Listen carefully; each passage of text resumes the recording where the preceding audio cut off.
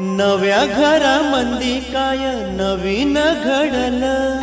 घर फुला संग समद येगळ होईल, दिस जातील दिस येईल